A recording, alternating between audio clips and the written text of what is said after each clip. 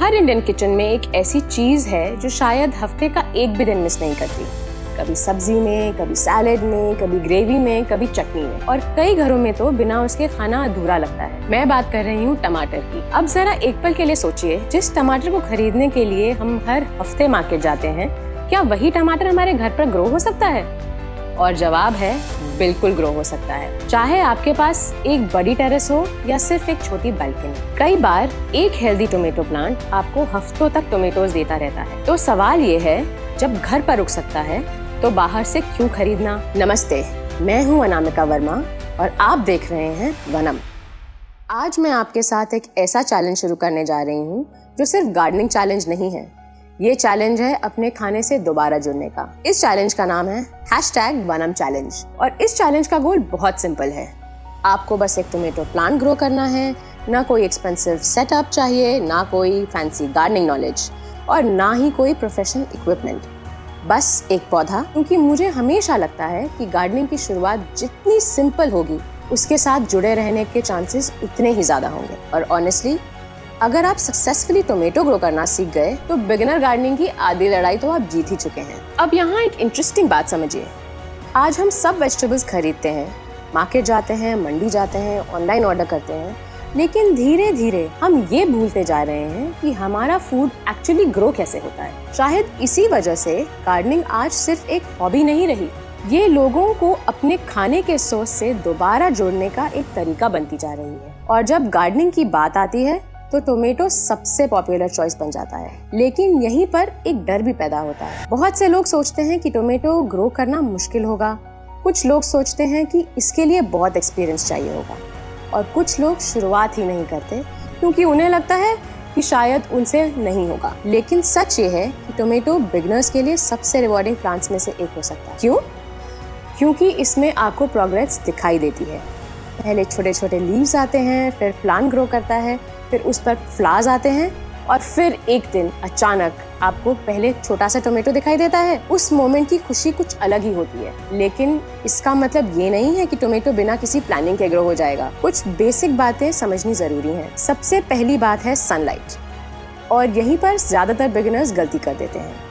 वो नर्सरी से सीड्स खरीद लेते हैं, कंटेनर्स खरीद लेते हैं, सॉइल मिक्स खरीद लेते हैं, लेकिन ये चेक नहीं करते कि उनकी बालकनी या टेरेस पर धूप कितनी आती है।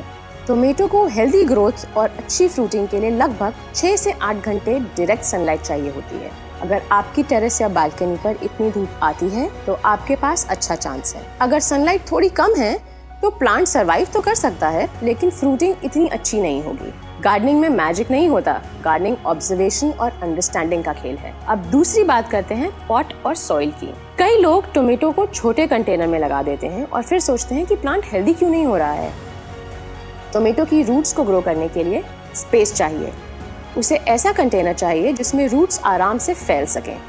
साथ ही उसे ऐसा सॉइल चाहिए जो मॉइस्चर को होल्ड भी करे और एक्सेस वाटर को बाहर भी निकाल दे। एक सिंपल बिगनर मिक्स जिसमें कोकोपीट, कॉम्पोस्ट और थोड़ी गार्डन सॉइल हो, शुरुआत के लिए काफी अच्छा रहता है, क्योंकि रूट्स को सिर्फ न्यूट्रिएंट्स नहीं चाहिए होते, उन्हें ऑक्सीजन भी चाहिए होता है। और हेल्दी रूट्स का सीधा कनेक्शन हेल्दी टोमेटोज से होता है। अब बात करते हैं उस गलती की जो लगभग हर बिगिनर कभी न कभी करता ही है, ओवर वाटरिंग। प्लांट थोड़ा सैड दिखेगा, पानी दे दिया। लीफ थोड़ी नीचे हुई, पानी दे दिया। वेदर गर्म हो गया, थोड़ा एक्स्ट्रा पानी दे दिया। लेकिन कई बार प्लांट पानी की कमी से नहीं बल्कि ज्यादा पानी से परेशान होता है।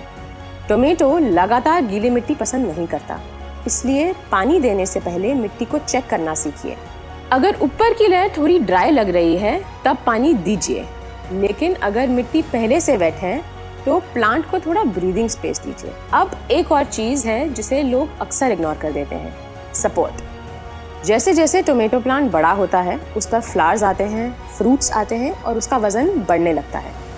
अगर आपने उसे सपोर्ट नहीं दिया तो ब्रांचेस झुक सकती हैं और डैमेज हो सकती हैं। एक सिंपल बैम्बू स्टिक, एक स्ट्रिंग सपोर्ट या कोई बेसिक स्टिकिंग सिस्टम भी काफी होता है। छोटी सी तैयारी बाद में बड़ी प्रॉब्लम से बचा सकती है। अब सवाल आता है, आखिर टोमेटो ही क्यों? कोई और वेजिटेबल क्यों नहीं? क्योंकि टोमेटो रिलेटेबल है, हर घर में इस्तेमाल होता है, उसकी ग्रोथ विजिबली दिखाई देती है, और सबसे ज़रूरी बात, ये बिगिनर्स को मोटिवेटेड रखता है। लेकिन इस चैलेंज का सबसे बड़ा रीज़न टोमेटो नहीं, इस चैलेंज का सबसे बड़ा रीज़न कम्युनिटी है। इसलिए आज से शुरू करते हैं #वनम चैलेंज। बस एक टोमेटो प्लांट ग्रो कीजिए। सीड से शुरुआत कीजिए या सीडलिंग से, बालकनी में कीजिए या टेरेस पर, सिटी में कीजिए या विलेज में, उससे कोई फ़र्क नहीं पड़ता। बस शुरुआत कीजिए, उसकी फ़ोटो शेयर कीजिए, अपनी प्रोग्रेस शेयर कीजिए, अपनी मिस्टेक्स शेयर कीजिए, क्वेश्चंस पूछिए, और जब पहला टोमेटो आए तो सिर्फ हार्वेस्ट मत कीजिए, उसे सेलिब्रेट भी कीजिए।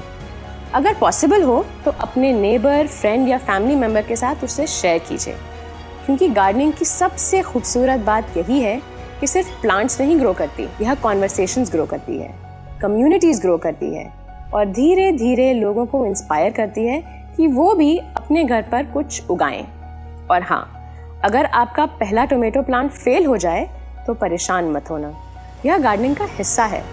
बहुत ज़्यादा पानी दिया, कुछ सीखने को मिला, धूप कम मिली, कुछ सीखने को मिला, गलत सीजन चुन लिया, कुछ सीखने को मिला। गार्डनिंग में फेलियर नहीं होता, फीडबैक होता है। हर फेल्ड प्लांट आपको कुछ सिखाता है और हर सक्सेसफुल प्लांट आपका कॉन्फिडेंस बढ़ाता है। अब ज़रा इमेजिन कीजिए, कुछ हफ्तों बाद आप अपने किचन में जाते हैं, एक टोमेटो लेते हैं और घर में किसी से कहते हैं, ये मार्केट से नहीं आया है, ये मैंने उगाया है। उस फीलिंग की कीमत किसी सुपरमार्केट की प्राइस टैग से लगाई नहीं जा सकती, और यही फीलिंग हम ज़्यादा से ज़्यादा लोगों तक पहुंचाना चाहते हैं। तो अगर आप तैयार हैं तो आज ही अपना पहला टोमेटो प्लांट लगाइए और #वनम चैलेंज का हिस्सा बन जाइए। कमेंट में लिखिए टीम सीड या टीम सीडलिंग, और साथ में ये भी बताइए कि आप बालकनी गार्डनर हैं या टेरेस गार्डनर या अभी भी फ्यूचर गार्डनर ही हैं। इस वीडियो को सेव कीजिए और दोस्त या फैमिली मेंबर के साथ शेयर कीजिए जो हर चीज़ मार्केट से खरीदता है लेकिन कभी ग्रो करने के बारे में नहीं सोचता। और याद रखिए, अगर एक टोमेटो घर पर उग सकता है तो ये सिर्फ गार्डनिंग नहीं है, ये एक माइंडसेट है, अपने खाने से दोबारा जुड़ने का माइंडसेट। घर पे उगाओ, बाहर से मत खरीदो। मैं हूं अनामिका वर्मा और ये है वनम, और अब मैं इंतज़ार करूंगी आपके पहले टोमेटो अपडेट का। Happy growing.